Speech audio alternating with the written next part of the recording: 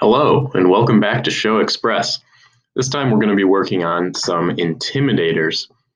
So I've already gone and added this to my fixtures. You can do that by going up here under Chauvet DJ, and I am using the Intimidator Spot 355Z IRC 15 channel. So I already have one in, so I'm not going to patch in another.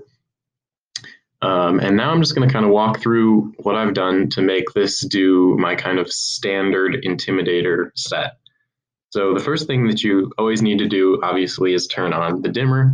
All you really should have to do here is select the channel. It'll be all the way up. You can obviously have it be halfway up if you wanted it to be a little dimmer. But so that's all good. The second thing that you have to do to make sure that it actually provides light is open up the shutter. These have a shutter, so that means that they can strobe if you want them to, or they can just be open. So I've selected this channel, and for right now, I just want it to be open. We'll look at the strobe in a bit. Next, I want to go to color. So it'll start by default up here in counterclockwise, but I wanted it to just be these four colors. So I've made the curve by adding points like so. And now it'll loop through dark blue, light blue, etc.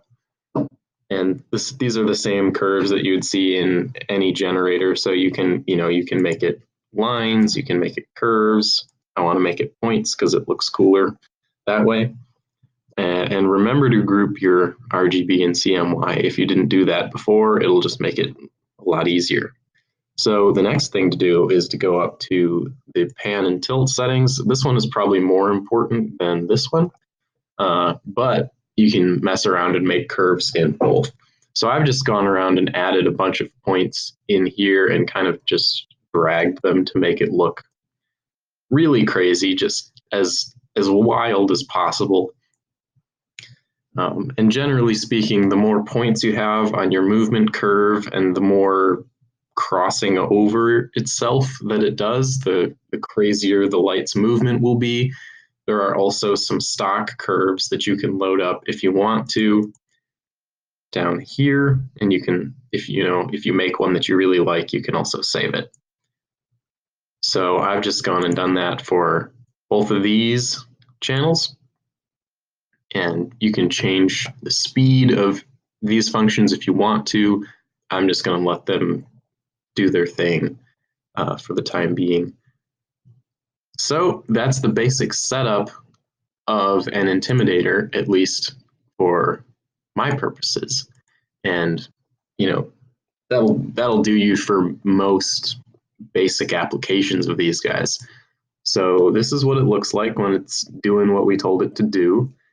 And as you can see, it just kind of moves around, and it looks super cool when you actually have one out in a big room doing what it does. So now I'm going to go down to shutter, and I'm going to add a point down here in pulse strobe. So let's have a look, see what that does.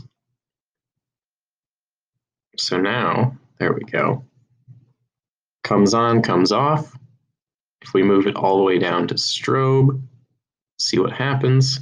Now it's really strobing for that part. And we'll just bring it right back to up to open. So that's it. That is the basics of Intimidators. And there's obviously a lot more here that you can play around with gobos, with the focus of the light. You can have it zoom if you wanted to. So a bunch of cool features that you can mess around with the Intimidators.